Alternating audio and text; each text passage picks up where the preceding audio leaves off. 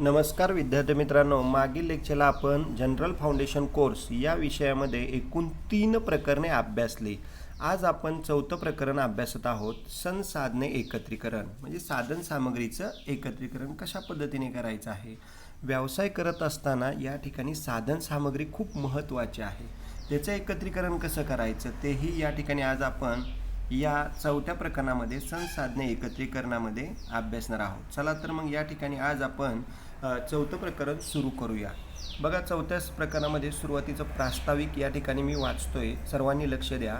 व्यवसाय सुरू करणे किंवा चालू व्यवसाय सुरळीत चालवण्यासाठी उद्योजकास अनेक मानवी व मानवी घटकांना उत्पादित कार्यात एकत्र आणून संघटन कौशल्य आवश्यक असते.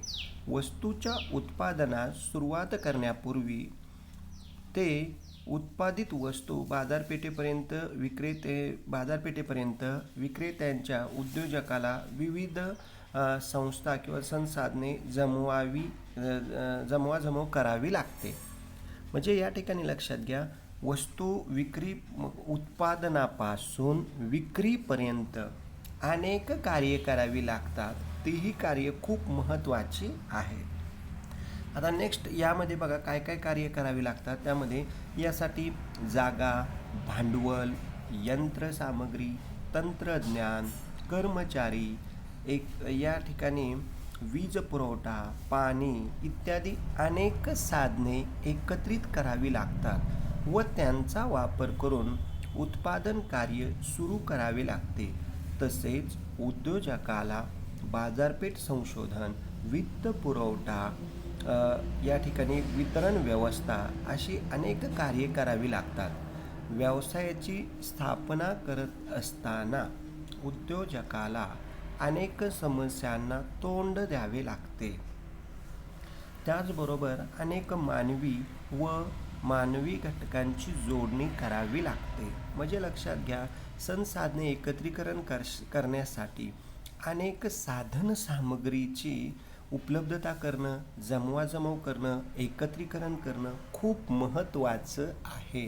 त्यासाठी या ठिकाणी ही साधनं आपण बघितलेली आहेत. आता बघा, या ठिकाणी संसाधने एकत्रीकरणाचा अर्थ आपण आज थोडक्यात बघणार आहोत. बघा, अर्थ: व्यवसायाचे स्वरूप किंवा आकारमान कसेही असले तरी व्यवसायाची ध्येय उद्दिष्टे साध्य करण्यासाठी या ठिकाणी कार्यक्षमतेने चालवण्यासाठी उद्योजकाला संसाधने निश्चित गरज असते.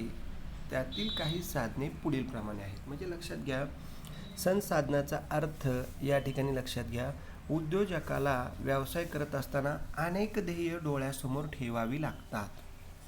मग ती ध्येय कोणती आहेत, उद्दिष्ट कोणती आहेत, ती कशी पूर्ण करायची, त्यासाठी लागणारे कोणकोणते साधन सामग्री या ठिकाणी आपल्याला गोळा करावी लागतात, याचाही कुठंतरी विचार होणं खूप महत्त्वाचं आहे. त्यासाठी विविध साधने बघा या ठिकाणी आपण बघणार आहोत. पहिलं बघा,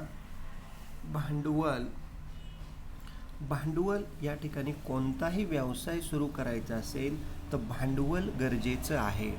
कारण जर तुमच्या व्यवसायामध्ये भांडवल नसेल तर व्यवसाय सुरू करताना अनेक अडचणी येतात. त्यासाठी व्यवसाय सुरू करण्यासाठी तुम्हाला भांडवलाची खूप उपलब्धता महत्त्वाची आहे. कारण भांडवल असेल तर तुम्ही या ठिकाणी सर्व साधनसामग्री खरेदी करू शकता, साधनसामग्रीची जुळवाजुळव करू शकता. त्यामुळं विद्यार्थी मित्रांनो, भांडवल हे खूप महत्त्वाचं आहे. तसंच त्याचबरोबर या ठिकाणी मनुष्यबळ लक्षात घ्या. भांडवल झालं की मनुष्यबळ पण खूप महत्त्वाचं आहे. कारण व्यवसाय म्हणलं की त्या व्यवसायामध्ये मनुष्यबळाची पण खूप महत्त्वाची आवश्यकता आहे. कारण मानव हा व्यवसायासाठी आवश्यक आहे. त्याचबरोबर या ठिकाणी दुसरं बघा, यंत्रसामग्री. कोणताही व्यवसाय करत असताना यंत्राची, साधनसामग्रीची आवश्यकता खूप महत्त्वाची आहे. विदाऊट यंत्राचा आपण व्यवसाय करू शकत नाही. त्यामुळं आपल्याला उद्योगामध्ये यंत्रसामग्रीची खूपच उपलब्धता असणं खूप महत्त्वाचं आहे. कारण यंत्र असेल तर उपकरणे असतील तर तुम्ही व्यवसाय चांगल्या प्रकारे कमी वेळेमध्ये काम करू शकता. आणि जर यंत्र नसेल तर तुम्हाला व्यवसाय करताना अनेक अडचणी येतात. त्यामुळे यंत्राचा तंत्राचा योग्य वेळी योग्य वापर होणं खूप महत्त्वाचं आहे. आता बघा तिसरं आहे कच्चा माल. लक्षात घ्या, व्यवसाय करत असताना आपल्याला कच्चा माल गरजेचा आहे.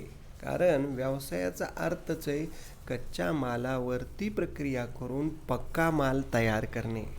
त्यामुळं उद्योगामध्ये व्यवसायामध्ये आपण जो व्यवसाय निवडलेला आहे त्याचा कच्चा माल आपल्याला कमी वेळेमध्ये कमी खर्चामध्ये उपलब्ध होणे खूप महत्त्वाचं आहे. कारण कच्चा माल मिळाला तर आपण व्यवसाय आपला योग्य प्रकारे डेव्हलप करू शकतो. मग त्यासाठी आपल्याला कच्चा माल कमी वेळेमध्ये कमी खर्चामध्ये मिळणं आवश्यक आहे.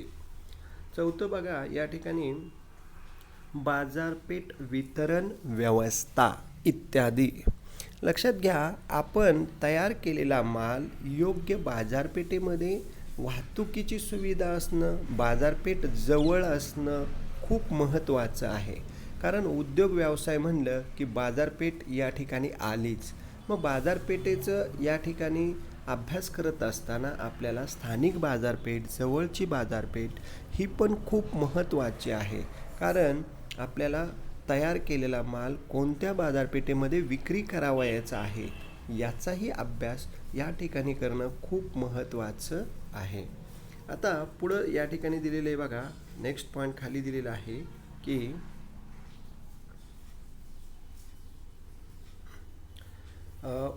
व्याख्या दिलेली आहे बघा, उद्योजकाने विशिष्ट वस्तू निर्मित करण्यासाठी भांडवल, मनुष्यबळ, कच्चा माल, मशिनरी, व्यवस्थापन इत्यादी संसाधनांची पुरेशी प्रमाणात उपलब्ध करून देण्याच्या कार्याला संसाधने एकत्रीकरण असे म्हणतात.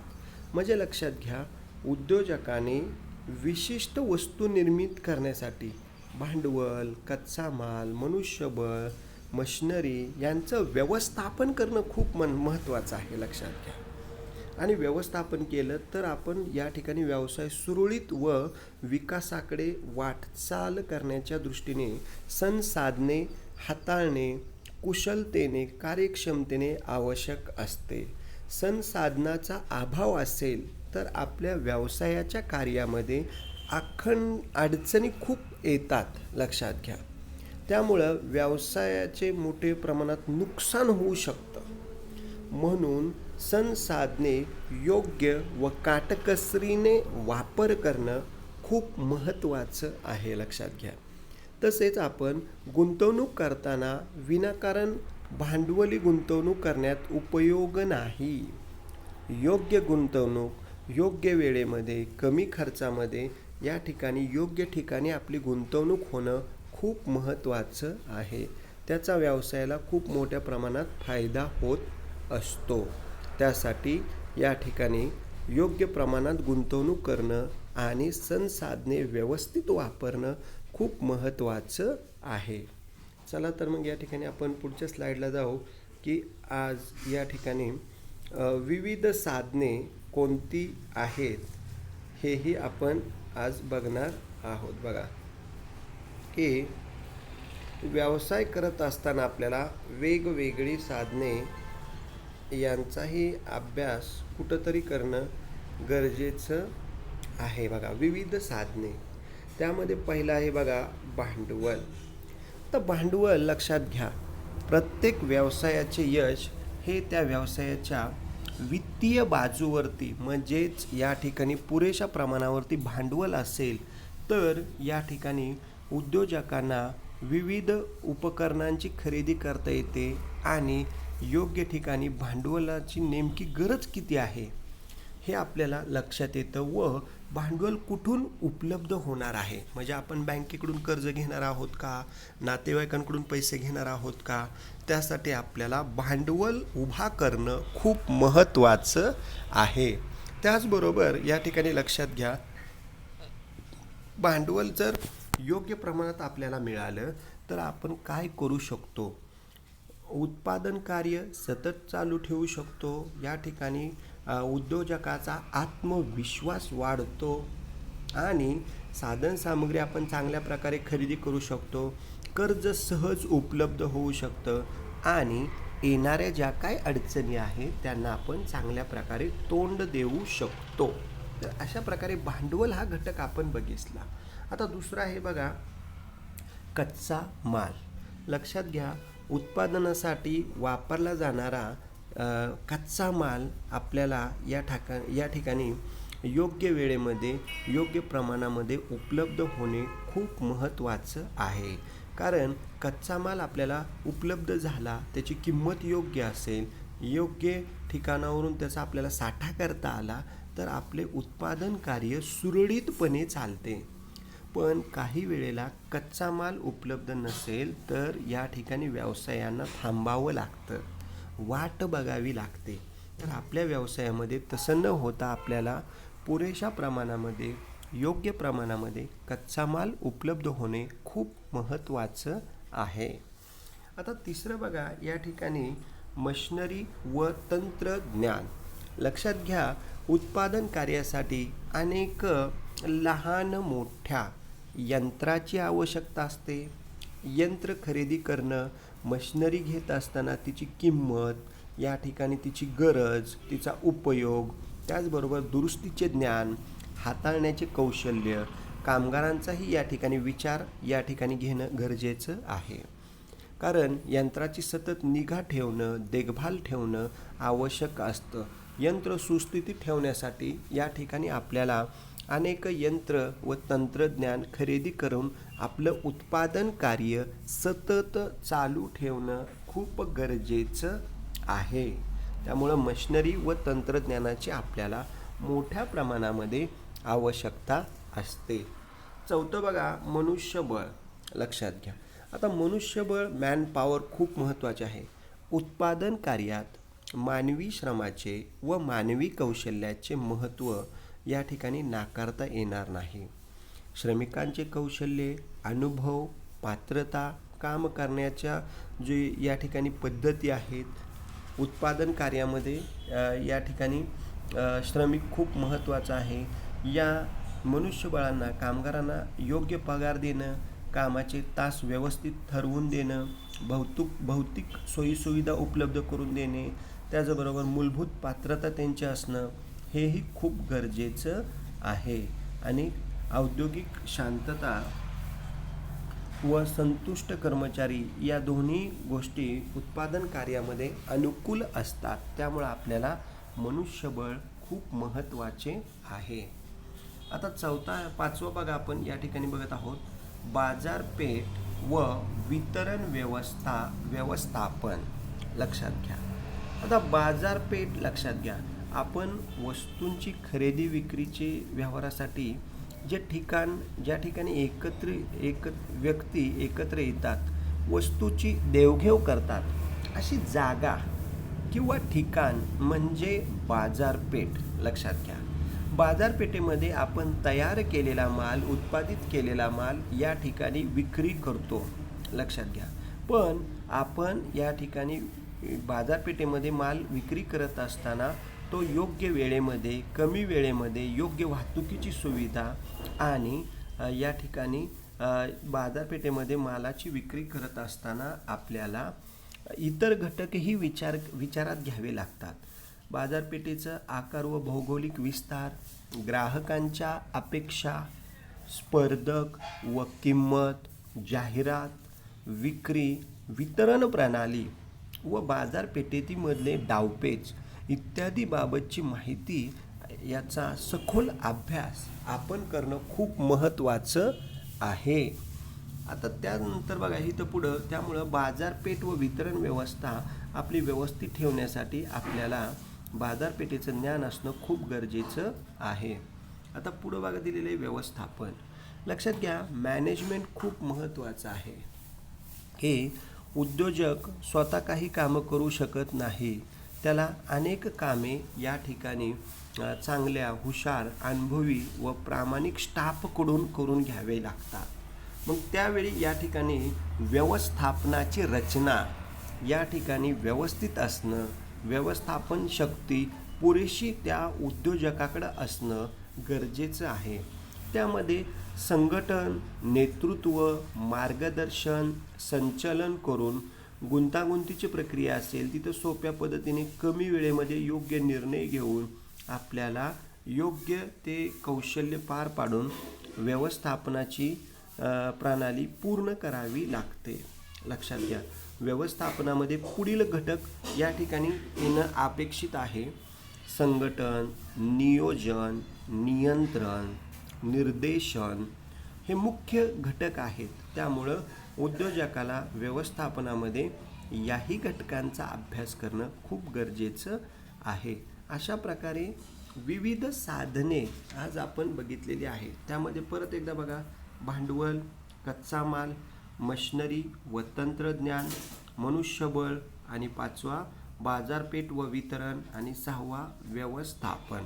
तर अशा प्रकारे आज आपण या ठिकाणी विविध साधने या ठिकाणी अभ्यासलेली आहेत. तर विविध साधनानंतर आज आपण त्याच्याच पुढचा भाग एक अभ्यासणार आहोत की कार्यजल विश्लेषण. कार्यजल विश्लेषणलाच नेटवर्क ॲनालिसिस आपण म्हणतो. लक्षात घ्या. मग कार्यजल विश्लेषणामध्ये सुरुवातीला या ठिकाणी लक्ष द्या, मी व्यवस्थित रीडिंग करत आहे, नंतर एक्सप्लेनेशन करू आपण. कार्यजल विश्लेषणात कोणतीही उद्दिष्टे पूर्ण